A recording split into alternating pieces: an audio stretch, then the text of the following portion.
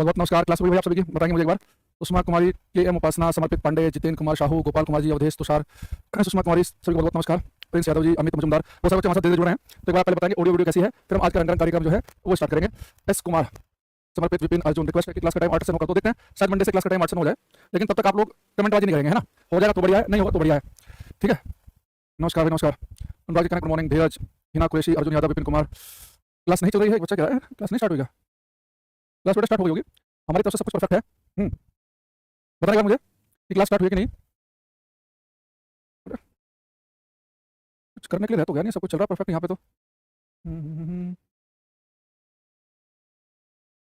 Class नहीं चली, एक मिनट में बात करता हूँ टेक्निकल टीम से।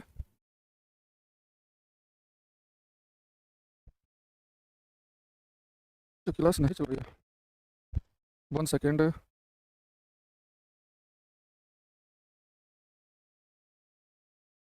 क्लास स्टार्ट क्यों नहीं हुई भाई।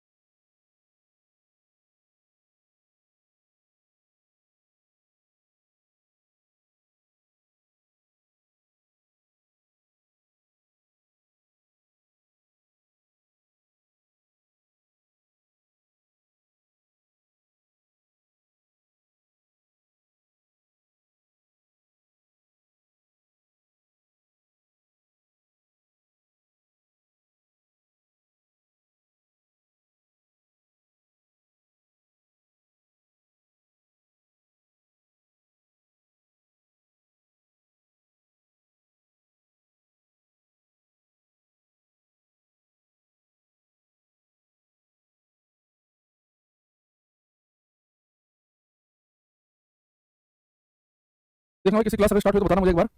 थोड़ा टेक्निकल कुछ इशू आ गया, बहुत देर से लगे हुए हम, तो अगर जैसे ही क्लास स्टार्ट हो तो एक बार आप मुझे बताएंगे। हाँ अब हो गया, ठीक है भाई। क्लास के लिए बहुत देर से लगे हुए थे और ये कुछ ब्लैक स्क्रीन आ रही थी और मैंने 5 मिनट बहुत सारे बच्चों के नाम भी पढ़ दिए, सारा कुछ ठीक चलता रहा। उसके बाद देखा कि कुछ बच्चों का है कि क्लास नहीं चल रही, क्लास नहीं चल रही है, तो मुझे लगा कि 2 दिन होगा ऐसे कुछ इशू।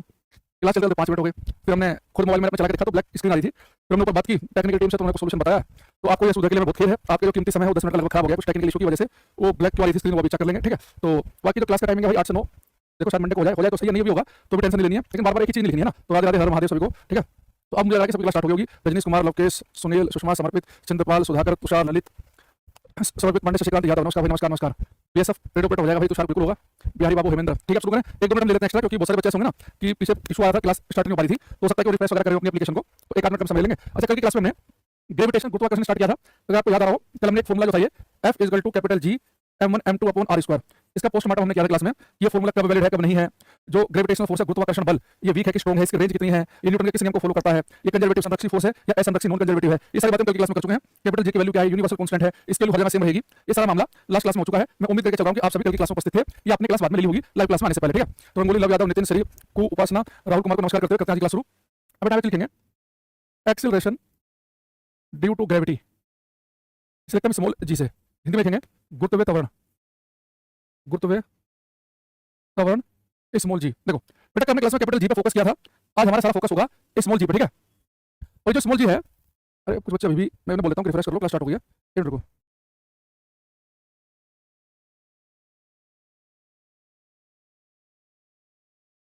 विदाउट आईआईटी के लिए कोर्ट का डिसीजन ले सकता है भाई, अब कोर्ट का डिसीजन लेगा ये मैं कैसे बताऊं, ये तो वाली बात नहीं भाई। एक वो मीम चलता है आजकल कि उसको नहीं आता है, तो वो कहता है दुर्योधन से कि भांजे ये मैं क्या सुन रहा हूँ, तो दुर्योधन कहता है कि मामा श्री मैं कैसे बता सकता हूँ कि आप क्या सुन रहे हैं। तो वही चीज़ है भाई, कोर्ट का डिसीजन लेगा तो ये मैं कैसे बता सकता हूँ। चलो कुछ बच्चों के मैं कह रहा हूँ सर्कल घूम रहा है, तो भाई तो बड़ी परेशानी का काम हो गया। चलो बच्चे बाद में क्लास देख लेंगे, ठीक है।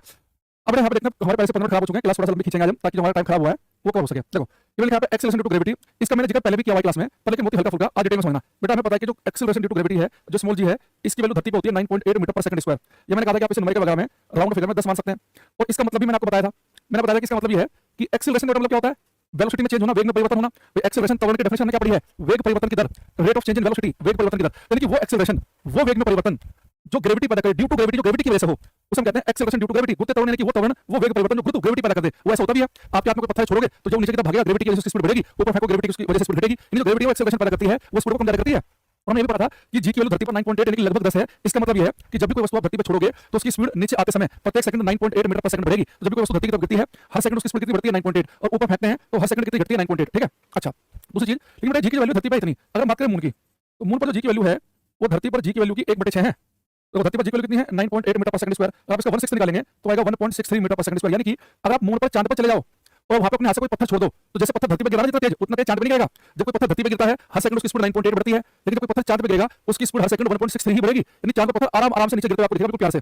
लेकिन अगर आप जुपिटर पे चले जाओ, बृहस्पति ग्रह पर, जुपिटर पर जी की वैल्यू है लगभग 25, यानी कि जुपिटर जो ग्रेविटी वो खतरनाक है। अगर जुपिटर पर गलती से कोई पत्थर आपके ऐसे छूट गया ना, एक सेकंड के बाद उसकी स्पीड 25 बढ़ जाएगी। तो कोई पत्थर आपके ऐसे गिर जाए बहुत तेज नीचे भागेगा, और अगर आपके पैर के अंगूठे पर टकरा गया तो बहुत चोट लग जाएगी। तो हमने क्या लिखा कि जब हम कल कैपिटल जी पढ़ रहे थे तो मैंने कहा था कि कैपिटल जी तो एक यूनिवर्सल कांस्टेंट है, सार्वत्रिक नियतांक। पूरे ब्रह्मांड में कैपिटल जी का मान हर जगह सेम होता है, धरती पे, चांद में, अमेरिका में, अफ्रीका में, जुपिटर पर सब जगह 6.67 गुना 10⁻11। लेकिन जो स्मॉल जी है इसकी वैल्यू हर जगह फिक्स नहीं है, इसकी वैल्यू जो है हर एक जगह अलग अलग है। तो वो एक्सेलरेशन जो ग्रेविटी पैदा करती है वो हर एक आकाशीय पिंड, वो हर एक ग्रह से नहीं करता। धरती पर वस्तु छोड़ेंगे तो वहां पर जी की 9.8 है, हर सेकंड स्पीड 9.8 बढ़ेगी। जुपिटर पर वस्तु छोड़ेंगे उसकी स्पीड हर सेकंड 25 बढ़ेगी। मून पर कोई चीज छोड़ेंगे हर सेकंड स्पीड 1.63 बढ़ेगी। वो एक्सेलरेशन जो ग्रेविटी पैदा करे, वो तो गुरुत्व पैदा करे, वो सेम नहीं है। तो स्मॉल जी और कैपिटल जी में कोई आपसे फर्क पूछता तो कहेंगे भैया कैपिटल जी जो है ना पाई की तरह है, उसका मान फिक्स होता है, उसकी वैल्यू नहीं बदलती, तो कांस्टेंट है। जैसे पाई 22/7 और 6.67 गुना 10⁻11 है। स्मॉल जी हमें बताता है कि ग्रेविटी कितना एक्सेलरेशन पैदा करेगी, गुरुत्व कितना त्वरण पैदा करेगा, यानी किसी ग्रह पर कोई वस्तु हर सेकंड कितनी स्पीड बढ़ते हुए नीचे गिरेगी। स्मॉल जी अलग चीज है, और इसकी वैल्यू बेटा अलग अलग ग्रह पर, अलग अलग आकाशीय पिंडों पर स्मॉल जी का मान अलग अलग है। इसका मतलब है कि स्मॉल जी की वैल्यू किसी बात पर डिपेंड करती है। और जब स्मॉल जी का मान किस पर डिपेंड करता है, इसका फॉर्मूला है, डायरेक्ट भी पूछता है फॉर्मूला हमारे से। स्मॉल जी जो है इसका फॉर्मूला होता है कैपिटल जी m/r²। स्मॉल जी बराबर होता है कैपिटल जी m/r²। बेटा यहाँ पे जो m है ये क्या है, ग्रह का मास है, जिस भी आकाशीय पिंड पर है आप उसका मास, मास ऑफ प्लैनेट, ग्रह का मास, और r क्या है यहाँ पे ग्रह की त्रिज्या, m है ग्रह का द्रव्यमान, और जो r है वो क्या है, रेडियस ऑफ प्लैनेट, ग्रह की त्रिज्या, ग्रह की त्रिज्या, ठीक है। बेटा देखो ये जो कैपिटल जी है ना, इसकी वैल्यू तो आपको पता है कि बेटा सब जगह फिक्स है, 6.67 गुना 10⁻11 तो फिक्स वैल्यू है। अब आप देखो जो स्मॉल जी है कि किसी ग्रह पर हर सेकंड स्पीड 9.8 बढ़ेगी, या सेकंड स्पीड 25 बढ़ेगी, या 5 बढ़ेगी, या 4 बढ़ेगी। ये स्मॉल जी की वैल्यू डिपेंड करती है ग्रह के मास पर और ग्रह के रेडियस पर। अब मुझे बताओ क्या हर एक ग्रह, क्या हर ग्रह जो है उसका मास और रेडियस बराबर है? आप कहेंगे सर नहीं, कोई ग्रह ज्यादा मास है, किसी की त्रिज्या ज्यादा, कोई छोटा, कोई बड़ा है। तो हर एक ग्रह का मास और रेडियस अलग अलग है, इसलिए हर ग्रह पर जी का मान अलग अलग है। हर प्लैनेट पर जी की वैल्यू सेम क्यों नहीं है, क्योंकि सबका मास और रेडियस अलग अलग है। तो स्मॉल जी की वैल्यू डिपेंड करती है कि ग्रह का द्रव्यमान कितना है, उसकी रेडियस कितनी है, इस बात पर। अब यहाँ से मैं कुछ क्वेश्चन पूछ रहा हूँ, ये देखो करना बिल्कुल भी, या कोई फिजिक्स से ज्यादा गणित का टेस्ट ज्यादा है। देखो मेरा क्वेश्चन ये है बेटा, मान लो कि एक ऐसा प्लैनेट है, एक ऐसा ग्रह है जिसका मास धरती के मास का दुगना है। मतलब एक ऐसा ग्रह ढूंढा जिसका द्रव्यमान धरती के मास का दुगना है, और जिसकी जो रेडियस है वो धरती के रेडियस की आधी है। तो कोई ग्रह ऐसा हो जिसका मास तो डबल हो धरती से और त्रिज्या आधी हो, तो इस ग्रह पर जी की वैल्यू होगी वो धरती पर जी की वैल्यू की कितने गुना होगी, ये आपको बताना है, ठीक है। ठीक है, अगर मैं आपसे कहूं कि एक ऐसा ग्रह है, एक ऐसा प्लेनेट है कि जिस ग्रह का जो मास है वो धरती के मास का दुगना है, और रेडियस जो है, त्रिज्या जो है वो धरती के रेडियस की आधी है, तो इस ग्रह पर जो जी की वैल्यू होगी वो धरती पर जी की वैल्यू कितने गुना होगी। जितेंद्र कुमार साहू, नवीन, समर्पित, दीपक, शाफिक, रजा, बहुत बढ़िया, सबका आंसर ठीक आंसर आया तुमसे। ओके हाँ, अनुज चौधरी का भी ठीक है, श्रीनाथ का एक गलत है, एक ये विकेश कुमार विके का गलत है पूरी क्लास में अभी तक। बाकी प्रियान हो मिश्रिया हो अंजलि मोरल अनुज सबका ठीक है एकदम। जितने बच्चे 4 गुना 2 गुना लिख रहे हैं इनका गलत है, बाकी जितने भी 8 गुना लिख रहे हैं उन सबका सही है। यानी सब कुछ आपके सामने है, उसके बावजूद भी 2-3 बच्चों ने गलत कर दिया है। तो मैंने क्या कहा कि हमने एक ऐसा ग्रह ढूंढा, एक ऐसा प्लेनेट है जिसका द्रव्यमान जिसका मास धरती के मास का दुगना है और रेडियस जो है आधी है, तो इस ग्रह पर जी की वैल्यू क्या होगी? आप कहेंगे सर जो जी है इसका फॉर्मूला है capital G M upon R square, ठीक है। अब आप कहेंगे सर कैपिटल जी जो है ये तो यूनिवर्सल कांस्टेंट है, पूरे ब्रह्मांड में इसकी वैल्यू सेम रहती है, कैपिटल जी का मान तो बदलता नहीं है। लेकिन जो मास है ग्रह का वो धरती के मास का दुगना है, तो मास लिखा ऊपर, तो मास धरती के मास का दुगना तो दोनों ऊपर लिख दिया। त्रिज्या कितनी है इसकी ग्रह की? धरती की आधी, रेडियस आधी, तो रेडियस आधा लिखा तो नीचे लिखेंगे आधा, रेडियस पे स्क्वायर तो स्क्वायर कर देंगे, तो 2/1/4 हो जाएगा, 1/2 को करेंगे 4 पहुंच जाएगा ऊपर। यानी इस ग्रह पर जो जी का मान होगा वो धरती पर जी के मान का 8 गुना होगा। यानी कि इस प्लेनेट पर जो जी की वैल्यू होगी वो धरती पर जी की वैल्यू कितनी होगी? 8 गुना। बेटा धरती पर जी की वैल्यू लगभग होती है 10, तो इस ग्रह पर जी का मान 80 होगा, 80 मीटर पर सेकंड स्क्वायर, 80 मीटर पर सेकंड स्क्वायर बनेगी इसमें, ठीक है। तो अलग अलग ग्रह पर जी का मान अलग अलग क्यों होता है? क्योंकि अलग अलग ग्रह का मास और रेडियस धरती के मुकाबले अलग अलग है, तो सब पर जी की वैल्यू अलग अलग आएगी। अच्छा दूसरी चीज, आपके हालत देखते हुए 2-3 बच्चों की बाकी सबका ठीक है, हालांकि एक क्वेश्चन ऐसे और पूछ लेता हूं। अगर मैं आपसे कहूं कि भाई एक ऐसा ग्रह है जिसका मास, एक प्लेनेट है जिसका मास धरती के मास का आधा है और त्रिज्या जो है रेडियस प्लेनेट की और धरती की त्रिज्या की दुगनी है, तो कोई ऐसा ग्रह हमने ढूंढा अंतरिक्ष में जो धरती के मास द्रव्यमान से आधा है और रेडियस उसकी बड़ी है, तो इस ग्रह पर जी का जो मान होगा वो धरती पर जी के मान के कितना गुना होगा, ये आपको बताना है। अब ज्यादा मैंने समझाया था क्लास में आती कि क्लास का टाइम 8 से 9 हो जाएगा तो हो जाएगा, नहीं होगा तो नहीं होगा, लेकिन तुम बार बार कमेंट बाजी मत करो। अब मैं वैसे भी कहूंगा 7 बजे क्लास चलेगी। अभी समर्पित नवीन बिहारी, मुकेश, जितेन, सफिक, दीपक, जयप्रकाश, करमवीर, बिहारी, एक बच्चों हमारे पास आ रहा है, इसमें एक आध को छोड़ के लगभग सबका सही है।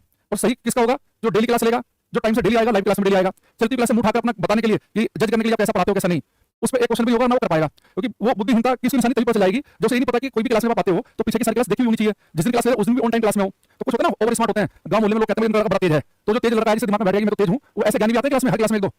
देखो अभी जो जी है आपको पता है कि जो जी है इसका फॉर्मूला क्या होता है? Capital G M upon R square. हमने पढ़ा था कि जो कैपिटल जी है ये यूनिवर्सल कांस्टेंट है, सार्वत्रिक नियतांक है, इसकी वैल्यू कभी बदलती नहीं है। मास जो है इसका वो कितना है? ग्रह का आधा, तो आधा लिख लिया, मास आधा, रेडियस कितनी है? डबल, रेडियस फॉर्मूला में नीचे लिखा हुआ है, रेडियस डबल है तो 2 और रेडियस का स्क्वायर भी तो स्क्वायर भी कर देंगे, तो 1/8। यानी इस ग्रह पर जो जी की वैल्यू होगी वो धरती पर जी की वैल्यू की 1/8 गुना होगी, तो जिनका 1/8 गुना है उनका सही है, बाकी गलत है, ठीक है। तो अगर आपसे भाई कौन सी क्लास चल रही है कौन सी नहीं चल रही, आनंद प्रसाद इस बार 10 बजे के बाद कॉल सेंटर पर कॉल किया करो, भाई ये किसी की क्लास है, ये फिजिक्स की क्लास है कि आप ये कॉल सेंटर पर आए हो अभी आप, ये इंक्वायरी ऑफिस थोड़ी ना है, आप लोग इंक्वायरी ऑफिस बना दे रहे हो, हर क्लास कोई उसकी क्लास नहीं चल रही है, उस मास्टर की क्लास कब होगी, उसकी 4 दिन पहले हुई थी, वो क्लास नहीं सो रही है, तो भाई ये बात आप कॉल सेंटर पर क्या करो, है ना, ये क्लास पढ़ने आया करो, नहीं पढ़ सकते तो बाद में देख लिया करो, कोई ऐसा तो नहीं कि हम आपको पीछे लेकर घूमे। अब हमें पता चल गया कि इस अलग अलग ग्रह का मास और रेडियस अलग अलग है, सभी ग्रह का द्रव्यमान और त्रिज्या अलग अलग है, तो सब पर जी का मान अलग अलग आएगा। जैसे मैं एग्जांपल लिया कि कोई ग्रह धरती के द्रव्यमान का दुगना हो, रेडियस आधी हो, तो हमने देखा कि उसका जी की वैल्यू 8 गुना आएगी, लेकिन ऐसे हमने क्वेश्चन देखा कि उस ग्रह पर जी का मान जो है वो और रेडियस अलग है, तो कुछ और आंसर, ठीक है। अच्छा दूसरी चीज, अगर मैंने आपको जी की वैल्यू लिखाई है कि इसकी जो मान है वो अलग अलग ग्रह पर है, अलग अलग। अब इस जी के बारे में हम क्लास में कुछ बात करें उससे पहले 2 बड़े सुंदर बड़े प्यारे क्वेश्चन आपको बताने हैं। ये आप सभी 101% अगर आप प्रीवियस करते हैं तो 100% आपने देखा होगा। ये कांस्टेबल का पेपर दे रहे हो आप, चाहे सीडीएस का दे रहे हो, रेलवे के दे रहे हो, एसएससी के, हर एग्जाम में आपका क्वेश्चन है, कॉमन क्वेश्चन ये मैंने 2 ऑब्जेक्ट लिए, ये जो ऑब्जेक्ट है ये है 5 किलो का, ये मान लो कि 50 किलो का, तो अगर मैं सेम हाइट से 2 ऑब्जेक्ट लूं 5 और 50 किलो के और उन्हें एक साथ छोड़ दूं 1 2 3, अगर 2 ऑब्जेक्ट एक साथ छोड़े जाएं तो बताओ इनमें से पहले कौन सा जमीन पर आएगा, 5 किलो वाला कि 50 किलो वाला, ये बताओ। जितने बच्चे लिख रहे हैं 50 किलो वाला का गलत है बेटा, बिल्कुल एक साथ गिरेंगे। अगर आप सेम हाइट से 2 चीजें एक साथ गिराओ तो दोनों बिल्कुल एक साथ गिरती हैं, और जब हम पूरी फिजिक्स पढ़े होंगे हम ये मान के चलते हैं कि हवा का कोई प्रभाव नहीं है, एयर रेजिस्टेंस को नेगेटिव मानते हैं, एयर का प्रभाव ना होना। अगर मैं सेम हाइट से 2 चीजें गिराऊंगा बिल्कुल एक साथ जमीन पर आकर गिरेंगी, लेकिन डेली लाइफ में हमें लगता है कि भारी चीज पहले गिरती है। उसकी वजह यह है कि डेली लाइफ में हमारे पास आसपास एयर भी होती है, तो हमें क्या लगता है कि कागज का पन्ना, चिड़िया का पंख, तो वो देना नहीं चाहते हैं। अगर एयर अगर ना होना और हवा ना हो, अगर आप सेम हाइट से एक एप्पल लें और एक चिड़िया का पंख लें, ये 1 किलो का है, मान लो कि 2-4 ग्राम का है, बिल्कुल एक साथ जमीन पर आकर गिरेंगे। अगर आप अभी ये चिड़िया का पंख, कागज का पन्ना होने को फिलहाल भूल जाओ, 2 ऐसे ऑब्जेक्ट लो जो भारी भारी हो पर अलग अलग वजन के हो। अभी क्लास में ट्राई करो, अपने घर में जाओ, 2 बोतल लेना, एक बोतल जो है वो पूरी की पूरी पानी से भर लेना, पूरी पानी से, और एक बोतल को लेना जो पानी से आधी भरी हुई हो। अभी आप सेम हाइट से जाना, अच्छा एक बोतल पूरी भरी एक आधी है तो इतनी हल्की भी नहीं है कि भाई हवा ज्यादा प्रभाव दिखाएगी, तो इनके लिए हवा के प्रभाव को जीरो मान सकते हो। अब घर में ट्राई करो, एक बोतल पूरी पानी से भर लो, एक बोतल आधी ले लो पानी से भरी हुई, इन दोनों को छोड़ना, बिल्कुल एक साथ जमीन पर टकराएंगी। 2 वस्तुएं उनका मास कम है ज्यादा है उससे कोई फर्क नहीं पड़ता, बिल्कुल एक साथ जमीन पर टकराती हैं। और अगर मैंने कहा कि बहुत बढ़िया आपको समझना होगा, मान लो एयर का रेजिस्टेंस ना हो तो आपको इतनी भारी भारी लेने की जरूरत नहीं है, आप चाहे कागज का पन्ना लेंगे, एक गोया पक्षी का पंख लेंगे, एक सिक्का लेना, एक सेब लेना, एक पत्थर लेना, सारे के सारे बिल्कुल एक साथ नीचे गिरेंगे, ठीक है। अब एक साथ आके नीचे क्यों गिरते हैं उसकी वजह क्या है? उसकी वजह यह है बेटा चाहे 5 किलो की वस्तु हो चाहे 50 किलो की हो, जब नीचे गिरेंगी तो नीचे क्यों गिरेंगी? आपको ऐसा ग्रेविटी की वजह से धरती नहीं खींचेगी। अच्छा ग्रेविटी जो एक्सेलरेशन पैदा करती है, ग्रेविटी जो एक्सेलरेशन पैदा होता है धरती पर, वो कितना होता है 9.8 मीटर पर सेकंड स्क्वायर। अब ध्यान दो, मैंने इस क्लास में बहुत बार बोला है कि जब भी कोई वस्तु आप धरती पर छोड़ोगे उसकी स्पीड हर सेकंड 9.8 बढ़ेगी। मैंने कभी ऐसा कहा है कि हल्की वस्तु की स्पीड 9.8 बढ़ेगी, भारी की बढ़ेगी? धरती पर हल्की वस्तु छोड़ो चाहे भारी छोड़ो, हर वस्तु की स्पीड हर सेकंड 9.8 बढ़ती है। क्योंकि बेटा जी की वैल्यू देखो ना, जी की वैल्यू इस बात पर डिपेंड करती है कि वस्तु का मास कितना है। भाई जी के फॉर्मूले मास किसका है? ग्रह का मास, ग्रह की रेडियस है। जो पत्थर आप गिराओ उसका मास तो फॉर्मूले में ही नहीं। यानी अगर 500 किलो की वस्तु लो, जी की वैल्यू धरती पर उसके लिए 9.8 है, 2 किलो की उसके लिए 9.8 है। यानी इसका मतलब है कि जब आप धरती पर 2 वस्तु गिराओगे हल्की वस्तु की स्पीड भी हर सेकंड 9.8 बढ़ेगी, भारी की भी हर सेकंड 9.8 बढ़ेगी। अब सोचो जैसे जैसे हल्की वस्तु एक्सेलरेट कर रही है वैसे वैसे भारी भी एक्सेलरेट कर रही है। अब ऐसे बताना, ये तो हल्की वस्तु की स्पीड हर सेकंड 9.8 बढ़ रही है, भारी की हर सेकंड 9.8 बढ़ रही है, तो दोनों बिल्कुल एक साथ तो चलेंगी। यानी जब 2 वस्तु नीचे गिरती है तो जितना एक्सेलरेशन टर्न होगा हल्की वस्तु का 9.8 मीटर पर सेकंड स्क्वायर, उतना एक्सेलरेशन होगा इसका 9.8 मीटर सेकंड स्क्वायर, उतना एक्सेलरेशन होगा इसका।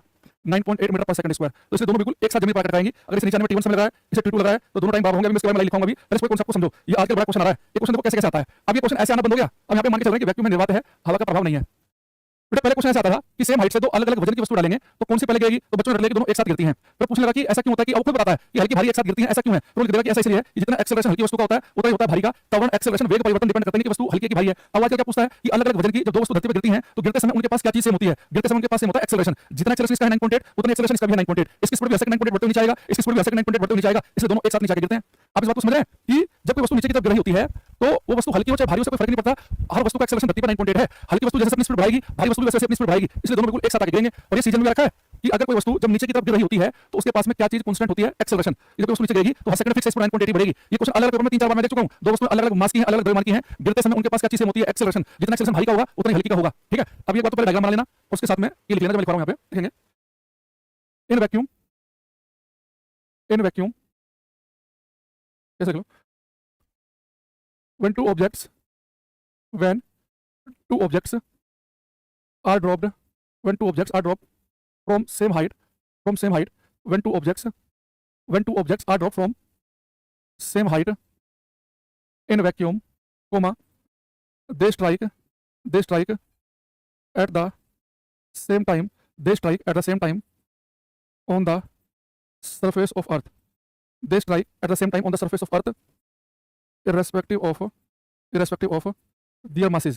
हिंदी में लिखेंगे निर्वात में समान ऊंचाई से गिराई गई निर्वात में समान ऊंचाई से गिराई गई दो वस्तुएं समान समय पर जमीन से आकर टकराती हैं चाहे उनके द्रव्यमान कुछ भी हो।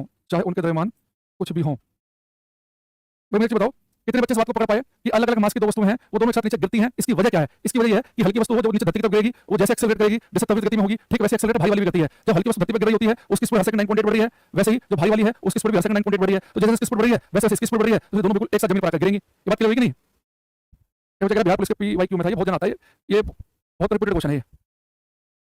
ठीक है, अच्छा अब दूसरा UPPCS IT ग्रेटर में आ गया सर। अच्छा देखो अभी मैं ये मान के चल रहा हूँ वैक्यूम में दोनों चीजें बिल्कुल एक साथ आके गिर रही हैं। अगर इवन अगर हवा लो ना, हवा तो हवा में दो वस्तु सेम साइज की ले लो, प्लस बहुत बड़ी छोटी होगी, हवा में दिक्कत क्या होगी ना, जो बड़े साइज की वस्तु होगी उस पर एयर का रेजिस्टेंस ज्यादा काम करेगा। तो अगर हवा में दो वस्तु ले लो सेम साइज की सेम शेप की, वो हल्की भारी भी हो हवा में तो भी एक साथ नीचे आके गिरेंगे क्योंकि दोनों पे एयर का रेजिस्टेंस बराबर ही काम करेगा। बस हवा में ऐसा मत करना कि बिल्कुल कागज का पन्ना चिड़िया का पंख ले लिया तो वहां पे हवा का प्रभाव को नेगलेक्ट नहीं मान सकते। तो हवा में थोड़ी सी दिक्कत आ सकती है, बहुत ही हल्की भारी वस्तु का कंपेयर करो। अगर बहुत ही हल्की भारी वस्तु वैक्यूम में तभी कोई फर्क नहीं पड़ेगा, बिल्कुल एक साथ ही गिरते दिखाई देंगे आपको। अब दूसरी चीज यही चीज जो है आपको एक और देखना है ध्यान से, ये क्वेश्चन आपको करना है। ये बेटा मान लो कि मैंने ग्राउंड से सेम हाइट पे दो चीजें ली, एक ली ये और एक ये ली। अब इस ऑब्जेक्ट को मैंने किया ड्रॉप, इसमें पकड़ा 1 2 3 की वजह से ड्रॉप कर रहा हूं। इस दूसरे वाले ऑब्जेक्ट को सेम हाइट पर इसे मैं हॉरिजॉन्टल वेलोसिटी क्षैतिज वेग से फेंक रहा हूं। इन सेम हाइट पे क्या कर रहे हैं, एक वस्तु को कैसे छोड़ दे रहे हैं नीचे ड्रॉप कर रहे हैं, एक वस्तु उसी टाइम पर एक वस्तु क्षैतिज वेग हॉरिजॉन्टल डायरेक्शन में क्षैतिज दिशा में फेंक के मार रहे हैं। तो सेम हाइट से हम दो चीजें गिराएंगे, एक को जब मैं ड्रॉप करूंगा तो कुछ ऐसा आके गिरेगा जमीन पे, वो ऐसा आया नीचे गिर गया मान लो कि T1 टाइम में। तो दूसरे वाले से मैंने क्षैतिज वेग दिया, ये कुछ ऐसे आके गिरेगा, ठीक है, ये कुछ ऐसे गिरेगा। अब मान लो कि इसे नीचे आने में दूसरे वाले को इसे जो टाइम लगा वो लगा T2। तो आपको बताना है कि हम सेम हाइट से दो चीजें गिराएंगे, पहले नीचे गिरी T1 समय में, दूसरे वाले को मैंने क्षैतिज वेग फेंका गिरी T2 समय में, तो यहाँ पे कौन सा टाइम ज्यादा है, किसे ज्यादा समय लगेगा नीचे आने में, T1 ज्यादा है कि T2 ज्यादा है? राजस्थान में भी एग्जाम हुआ था उसमें भी आया हुआ है। अच्छा बिहारी समर्पित प्रदीप विकास अंजलि श्रीनाथ, तो चांस मेरे पास में आ रहे हैं। बेटा आंसर पता क्या होगा, अगर मैं सेम हाइट पे जाऊं, अब दोनों पिछले केस में दोनों वस्तुओं को ड्रॉप किया था, इसे भी ड्रॉप किया था पिछले केस में और इस वाले को भी ड्रॉप किया था, दोनों को ड्रॉप किया हमने, तो दोनों को एक साथ नीचे गिरी। इसमें एक को ड्रॉप करने को 36 फेंक के मारे हैं। बेटा इस केस में भी दोनों को नीचे आने में सेम टाइम लगेगा। जो बच्चा करेगा T1 बड़ा है, जो करेगा T2 बड़ा है, सबको गलत है, जो करेगा टाइम लगेगा सेम, उनका सही है। बेटा आप ध्यान समझना, आपने इस वस्तु को फेंका मतलब ड्रॉप किया, ये वस्तु नीचे की तरफ गिरी ग्रेविटी की वजह से। इस वाले को तो आपने फेंका था क्षैतिज दिशा में फेंका था हॉरिजॉन्टल डायरेक्शन में, पर आप तो ये भी नीचे रही है, यानी ये भी नीचे क्यों आ रही है ग्रेविटी की वजह से। अब मैं समझो ये पत्थर जो है बेटा मान लो कि 1 सेकंड में इतना नीचे गिर गया, आते समय खींच रही है 1 सेकंड में ये यहाँ से यहाँ गिर गया। आपको पता है दूसरा वाला ऑब्जेक्ट है जिसे आपने क्षैतिज दिशा में फेंका है, ये नीचे की तरफ तो बेटा ग्रेविटी की वजह से नहीं, अगर ये 1 सेकंड में ग्रेविटी की वजह से इतना नीचे गिरा, ये भी 1 सेकंड में ठीक इतना ही नीचे गिरेगा। बस इससे दिक्कत क्या होगी, ये आपको यहाँ दिक्कत यहाँ दिखाई देगा, ये आगे क्यों बढ़ेगा क्योंकि इसके पास इस डायरेक्शन में वेलोसिटी है। तो गिरते गिरते ये नीचे गिरने काम नहीं कर रहा, ये गिरते गिरते आगे बढ़ने का भी काम कर रहा है। तो इसके पास इधर कोई वेलोसिटी नहीं है तो इधर को जा नहीं पाएगा, ये केवल 1 सेकंड में नीचे गिरा और ये भी 1 सेकंड में नीचे गिरेगा। बस आपको यहाँ के यहाँ दिखाई देगा इतना आगे क्यों बढ़ेगा, इस क्षैतिज वेग की वजह से। अगर क्षैतिज वेग 2 मीटर पर सेकंड है तो 1 सेकंड में नीचे गिरते हुए 2 मीटर आगे पहुंच चुका होगा। दूसरी चीज, अब ये जो ऑब्जेक्ट है ये मान लो कि 2 सेकंड के बाद यहाँ पे आ गया, तो ये भी 2 सेकंड में इतना ही गिर चुका होगा। बस आपको यहाँ पर ना दिक्कत यहाँ पे दिखाई देगा ये।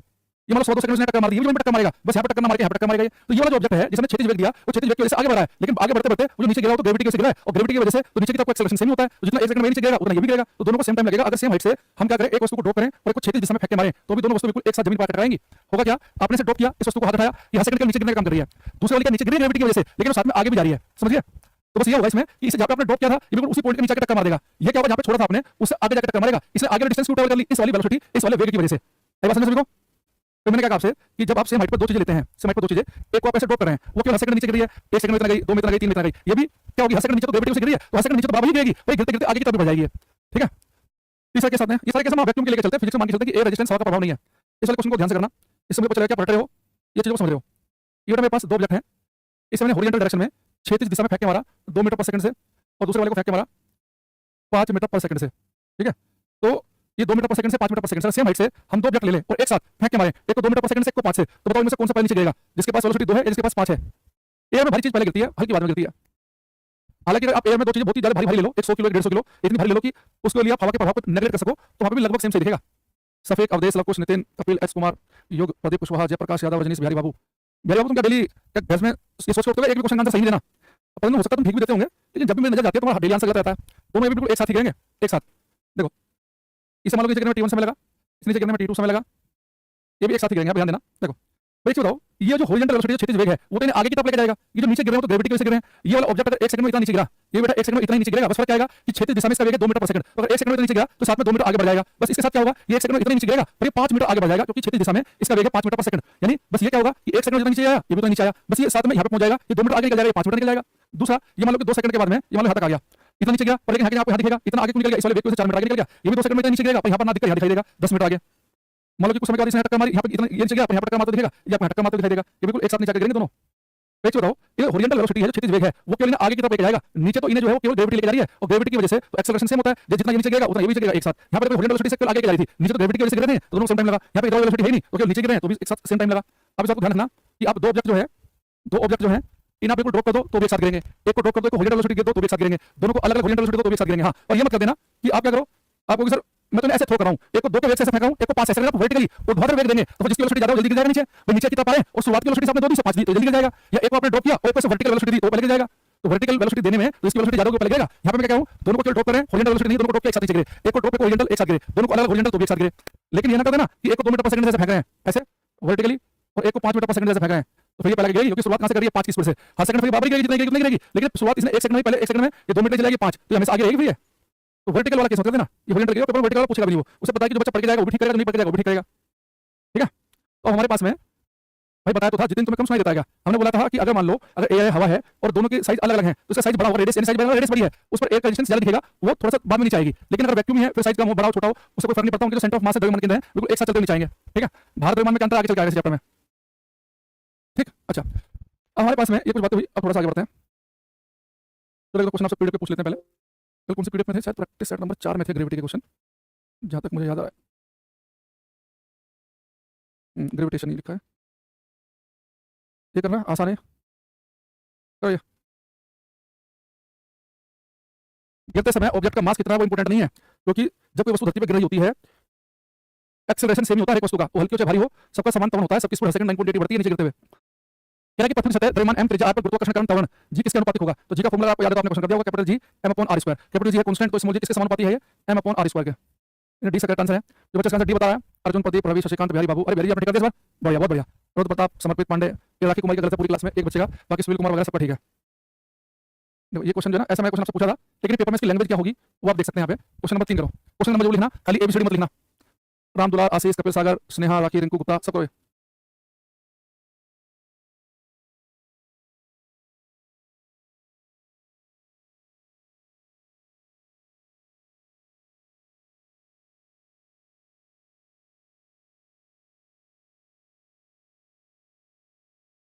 क्वेश्चन हमारे पास में आ रहे हैं, सी बच्चे बता रहे ज्यादातर या ए बता रहे हैं, देखते हैं। मान लें कि एक काल्पनिक ग्रह है, एक हाइपोथेटिकल प्लैनेट है जिसका द्रव्यमान और त्रिज्या दोनों पृथ्वी के आधे के बराबर है। बेटा जो मास है ग्रह का धरती के मास का आधा है और त्रिज्या जो है रेडियस ग्रह की वो भी धरती की त्रिज्या की आधी है। तो अगर पृथ्वी की सतह पर गुरुत्वाकर्षण कारण त्वरण g है तो ग्रह पर गुरुत्वाकर्षण कारण त्वरण क्या होगा, तो गुरुत्वाकर्षण कारण त्वरण g इसका फॉर्मूला होता है कैपिटल G m/r²। तो कैपिटल G तो कांस्टेंट है तो बदलता नहीं है। मास कितना बेटा, आधा, आधा लिख दिया। रेडियस कितनी, आधी, तो आधे का स्क्वायर कर दो, तो 1/2 × 1/4, 2 दूनी 4, 2 पहुंच जाएगा ऊपर, यानी कि आंसर बनेगा सी ऑप्शन। यानी कि आपको किसी को गड़बड़ हो रही है ना ए और सी में, यानी कि केवल उसे मैथमेटिक्स कमजोर है उसका, तो मास कितना है हाफ, रेडियस कितनी है हाफ, रेडियस तो लिखा है तो रेडियस स्क्वायर तो हाफ स्क्वायर कर दिया, तो 2 1/2 स्क्वायर करेंगे तो कितना 1/4 2 दूनी 4 2 पहुंच जाएगा ऊपर, तो जिनका आंसर इसका सी आया उनका ठीक है। ठीक है, ऐसे चाहो तो एक दो क्वेश्चन आपको और दिख जाएगा ऐसे ही, ये कर लो। गलत हो गया कोई नहीं, सुषमा ये करो, एक दो क्वेश्चन दिखा देते हैं आपको, प्रैक्टिस हो जाए। कहेगा कंसीडर हाइपोथेटिकल प्लैनेट, काल्पनिक ग्रह जिसका द्रव्यमान m, इसका द्रव्यमान पृथ्वी के आधे के बराबर और त्रिज्या 1/3 के बराबर है। बेटा मास आधा है, त्रिज्या 1/3 है, यदि पृथ्वी की सतह पर गुरुत्वाकर्षण का त्वरण g है तो उस ग्रह पर गुरुत्वाकर्षण का त्वरण कितना होगा? तो देखो जो ग्रह है काल्पनिक ग्रह, इसका जो मास है वो धरती के मास का क्या है आधा, पृथ्वी के आधे के बराबर और त्रिज्या जो है वो 1/3 है, 1/3। अब देखो जी का पूछा तो जी का फॉर्मूला क्या होता है? Capital G m/r²। Capital G तो कांस्टेंट है, मास है आधा, तो आधा लिख लो, रेडियस है 1/3 का स्क्वायर कर दो तो 1/9 पहुंच जाएगा ऊपर, तो 9/2 यानी कि इस ग्रह पर जी की वैल्यू होगी वो धरती पर जी की वैल्यू की 9/2 गुना होगी और धरती पर जी का मान का 9/2 गुना होगा। ठीक है, तो बी आंसर है इस क्वेश्चन का, जो कि मुझे बिहारी बाबू, दीपक समर्पित, योग अंकित, अमित मजुमदार, सुनील कुमार जी, विकास कुमार, VKS, अमन सिंह, मनीष, सुषमा, राहुल, कपिल, सागर, सबका ठीक लिखा है, बहुत बढ़िया। चलो अब ऐसे क्वेश्चन आप कर लोगे ना, तो ऐसे क्वेश्चन है तो वो सारे सब बार टाइम खराब करने से कोई फायदा नहीं है किसी चीज पर। एक है कि पृथ्वी सतह पर गुरुत्वाकर्षण के कारण त्वरण तो बेटा कितना होता है 9.8 मीटर पर सेकंड स्क्वायर, ध्यान रखना जल्दीबाजी में सेंटीमीटर पर सेकंड स्क्वायर मतलब लगा देना 9.8 मीटर पर सेकंड स्क्वायर, तो उसमें टाइम खराब नहीं करूंगा, सबको पता है। ठीक है,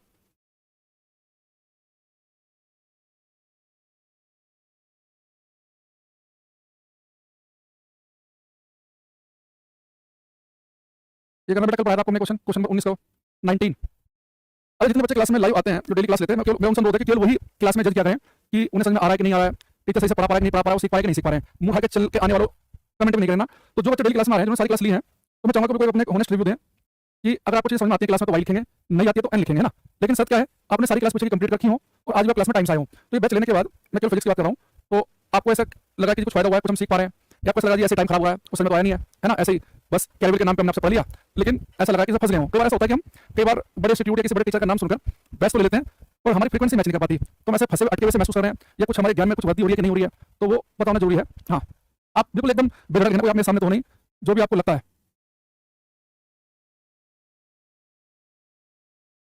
बस भाई बस कमेंट करने बंद कर दो। हाँ, एक बच्चा कह रहा है पहले मैं जीरो था, अब आपसे एटीट्यूड आ गया। अरे भाई एटीट्यूड तो हमारे में नहीं आ रहा है, हमें खुद तुम्हें इतना फिजिक्स का एटीट्यूड आ गया, कह रहा जी मेरा एटीट्यूड आ गया। अरे भाई मैं ईमानदार से बताऊं, मैं अभी मुझे 11 साल हो गए पढ़ाते हुए, अगर आप इधर देखेंगे बहुत सारे पेज पढ़े होंगे, कुछ पढ़े होंगे, अभी मैं डेली कम से कम 3-4 घंटे भी फिजिक्स पढ़ता हूँ, लिखा होगा कुछ लिखा होगा, इसमें बहुत सारे पेज पढ़े होंगे, उसमें मुझे दिख जाता है जैसे एसी का कुछ आया था, इसमें देखो तब मैं ये जहाँ पे भी जगह मिल गई वहीं पे कुछ कर रहे हैं, हो सकता है कि ये हाथ पे भी लिखा जाता है। हमारे में इतना पढ़ने वाला लगता है कि कितना पढ़ने की जरूरत है भाई, मैं एटीट्यूड आ गया 4 लाइन पढ़ने के बाद, बढ़िया भाई इतना कॉन्फिडेंस हमारे जीवन में आ जाए तो धन्य हो जाएंगे। ठीक है कि पृथ्वी के कारण एक गेंद पर कार्य करने वाले बल का परिमाण Fb होता है और गेंद के कारण पृथ्वी पर कार्य करने वाले बल का परिमाण Fe है। तो देखो बेटा समझो कि धरती जो है वो गेंद पर बल लगा रही है Fb और गेंद धरती पर लगा रहा है Fe, तो क्या कौन सा बल बड़ा है कौन सा छोटा? तो मैंने आपको बताया था कि दो वस्तुओं के बीच में जो लगने वाले बल होते हैं वो हमेशा कैसे होते हैं? बराबर, इक्वल होंगे, बराबर। जितना फोर्स पहली वस्तु लगाएगी दूसरी पर उतना दूसरी लगाएगी पहली पर। ठीक है, अच्छा दूसरी चीज एक बात तो देखना, ये इसने कहा कि ये जो है कि मैग्नीट्यूड है परिमाण, मतलब इससे बल लगा 12 न्यूटन तो 20 कितना लगेगा 12 न्यूटन। अगर बेटा पेपर में ये चीज वेक्टर फॉर्म में लिख देना, यानी कि डायरेक्शन भी काउंट करे, तो ये चीज आपको ऐसे लिख मिलेगी पेपर में Fb vector is equal to minus Fe vector. तो यहां से क्या पता चलेगा आपको कि दोनों फोर्स की वैल्यू तो सेम है और ये माइनस का साइन क्या बता रहा है कि दोनों फोर्स की डायरेक्शन अपोजिट है। भाई धरती है, ये मान लो कि ये बॉल है, धरती बॉल को खींचेगी तो बॉल धरती को खींचेगी, तो दोनों फोर्स अपोजिट है ना, तो ये माइनस का साइन कभी आपको ये चीज वेक्टर फॉर्म में लिखी मिल जाए तो बीच में माइनस का साइन लिखा मिलेगा। अब इसने वेक्टर का यूनिट यानी कि डायरेक्शन उसका इंटरेस्ट नहीं है, उसका इंटरेस्ट इसमें है कि धरती का बल लगाया 36 न्यूटन तो कितना लगाएगा 36 से कम की ज्यादा ना कम, तो क्या बताएंगे बराबर लगाएगा, है ना। तो माइनस का साइन आ जाएगा तो समझ लेना डायरेक्शन के लिए है वो। ठीक है, ये बात आपको याद हो मैंने जिसमें आपको बताया ना सेंट्रीपिटल और सेंट्रीफ्यूगल फोर्स, अभी केंद्रीय और अपकेंद्रीय बल के दोनों बराबर विपरीत दिशा में होते हैं। तो मैंने ऐसे लिखा था आपको याद हो कि अभी केंद्र बल सेंट्रीपिटल फोर्स और सेंट्रीपिटल फोर्स, अभी केंद्र बल और अपकेंद्रीय बल दोनों होते हैं बराबर और विपरीत दिशा के लिए हमने बीच में क्या लगाया था माइनस का निशान लगाया था। तो अगर दो फोर्स जो है वो अपोजिट डायरेक्शन में हो तो वेक्टर फॉर्म में लिखते हैं तो माइनस का साइन लगा देते हैं, जो डायरेक्शन भी इंक्लूड कर लेते हैं। ये दोनों लोग एक सिक्का एक साथ निर्वात में गिराए जाते हैं समान ऊंचाई से, तो क्या होगा बेटा कोइन लो, ये 10 ग्राम का है मान लो 2 ग्राम का है, वैक्यूम में हम दो चीजें गिराएं वो कितने भी ग्राम का डिफरेंस उससे कोई फर्क नहीं पड़ेगा, दोनों बिल्कुल एक साथ आके नीचे गिरेंगे, both the bodies will reach the ground together. वजह क्या है कि दोनों का एक्सेलरेशन सेम होगा, जैसे पहली वाली वस्तु एक्सेलरेट करेगी वैसे करेगी दूसरी वाली भी। ठीक है, एक बड़ा सुंदर बड़ा प्यारा बड़ा खूबसूरत क्वेश्चन जो है वो ये मुझे पता है कि काफी बच्चे से गलत कर देंगे जल्दीबाजी में। क्वेश्चन नंबर 30 करो, सुषमा राखी विकेश कुमार, विकेश है ना, मैंने विकास पढ़ दिया शायद पहले, विकेश कुमार विकेश, एक बच्चे से मेरा कमेंट, अरे सबका कमेंट देख रहे हैं परेशान ना हो। तो क्वेश्चन करो, कह रहा वह बल जिससे इकाई दूरी पर, इकाई दूरी होता है यूनिट डिस्टेंस होता है कि 1 मीटर ले लो, वह बल जिससे इकाई दूरी पर स्थित इकाई द्रव्यमान, दूरी इकाई यानी कि 1 मीटर की है, द्रव्यमान इकाई यानी कि 1 किलोग्राम वाले पिंड एक दूसरे को आकर्षित करते हैं, क्या कहलाता है? देखो अब बच्चे देखना, ये आपने 2 पिंड लिए, अब आपने एक स्पेशल कंडीशन बना दी कि इनके बीच की दूरी है यूनिट 1 मीटर की, इनका मास भी 1 किलोग्राम ही है, तो इनके बीच में जो फोर्स लगेगा वो क्या कहलाएगा? बेटा बताओ, दो वस्तुओं के बीच में फोर्स लगता है उनके द्रव्यमान की वजह से, मास की वजह से, वो गुरुत्वाकर्षण बल होता है G m1m2/r²। अब ये m1 भी 1 है, पहला वस्तु 1 किलोग्राम की, दूसरे किलोग्राम के बीच दूरी भी एक ही है, तो जो फोर्स हो जाएगा किसके बराबर हो जाएगा? कैपिटल जी के। इन दो वस्तुओं के बीच में अगर बीच की दूरी 1 मीटर की है, उनका मास 1 किलोग्राम है, तो उनके बीच में जो फोर्स लगेगा वो ग्रेविटेशनल कांस्टेंट गुरुत्वाकर्षण नियतांक कहलाएगा। तो आंसर आएगा इसका, ये गलत कराने के लिए आता है क्वेश्चन। भाई बताओ, अगर दोनों वस्तुओं का मास 1 kg है और दोनों के बीच की डिस्टेंस भी कितनी है 1 मीटर है, तो इनके बीच में जो फोर्स लगेगा सारी तो 1 हो गई, तो इनके बीच में जो फोर्स होगा वो अब क्या कहलाएगा? इनके बीच में फोर्स कहलाएगा ग्रेविटेशनल कांस्टेंट। अगर आपको बात बड़े समझ आई है तो अगला क्वेश्चन आपको 2 से 3 सेकंड में करना है। क्वेश्चन नंबर 32, योग प्रभात शाक्यार इनको साहिब आलम, क्या नाम रखा है इतना सुंदर का नाम घर वालों ने, साहिब सुरेश कुमावत, अर्जुन, विक्रम, समर्पित, तौफिक बिहारी, AKY, दीपक, एस कुमार। ये एस कुमार नाम जब मैं देखता हूँ तो मैं भावना में बह जाता हूँ। बचपन में हम जाते थे दुकान पर कपड़े खरीदने अपनी मम्मी के साथ में, तो वो कहता था एस कुमार की टी-शर्ट आती थी उस जमाने में, पता नहीं बात है कि नहीं, हमारे आती थी वो, कोई लोकल ब्रांड हुआ एस कुमार, तो उसकी टी-शर्ट बड़ी अच्छी होती थी। और वो कहता था कि भाई टी-शर्ट कितने की है, जब छोटे थे मान लो उसका टी-शर्ट था 300 रुपए की, हमारे में कहते थे सीधे 150 रुपए देंगे। तो वो बोलता था कि वो कहता था कोई और देख लो दूसरी, हम कहते थे हमसे नहीं लेंगे एस कुमार वाली। वो टी-शर्ट इतनी मुलायम होती थी, लगता था कि मलाई जैसा कपड़ा लगता था एकदम। तो कहता था बच्चों को एस कुमार की टी-शर्ट चाहिए और बहन जी आप सीधे 300 150 रुपए बता रही हो। तो वो जो कन्वर्सेशन चलता था वो उस भाई का नाम पड़ते दिमाग में घूमने लगता है। ठीक है, यार गुरुजी आप क्या भाई माता जी अभी भी हैं, कोई मैं इतना बूढ़ा हो गया हूँ कैसे भाई, क्या लिख रहे हो तुम? बेटा 1 मीटर की दूरी पर थे 1 किलोग्राम द्रव्यमान वाले दो पिंडों के बीच गुरुत्वाकर्षण बल, दो पिंड 1 किलोग्राम के हैं, उनके बीच की दूरी 1 मीटर है, तो उनके बीच में बल लगता है, तो हमें पता है कि ग्रेविटेशनल कांस्टेंट गुरुत्वाकर्षण नियतांक के बराबर होता है, और गुरुत्वाकर्षण नियतांक की वैल्यू कितनी होती है 6.67 गुणा 10 की पावर -11, तो यानी कि आंसर हो जाएगा हमारा डी ऑप्शन जो सबने लिखा है, डी। ये बच्चा एस कुमार भी है। अच्छा, तो आपने मुझे लगता है कि हमारे यहाँ कोई, हमारे शहर में कोई किसी का ब्रांड होगा, तो अच्छी आती थी उसकी टी-शर्ट, बचपन के साथ तो बढ़िया लगती थी उस समय, तो उसके बाद तो घर नहीं पहनी कभी, पर बढ़िया था। ठीक है, तो ये जो है अब थोड़ा सा हम और आगे बढ़ेंगे। अभी तो क्लास में लंबी चली जाती है क्योंकि थोड़ा सा ना टेक्निकल इशू की वजह से थोड़ा क्लास शुरू में चल नहीं पा रही थी। अब एक क्या देखना, ये धरती माता है, धरती हमारी माता है और हमको सब कुछ आता ही, बात में ध्यान रखनी है, कॉन्फिडेंस रहना फुल। और ये धरती जो माता है, तो अर्थ के सरफेस पर जी की जो वैल्यू है वो है 9.8 मीटर पर सेकंड स्क्वायर। ठीक है,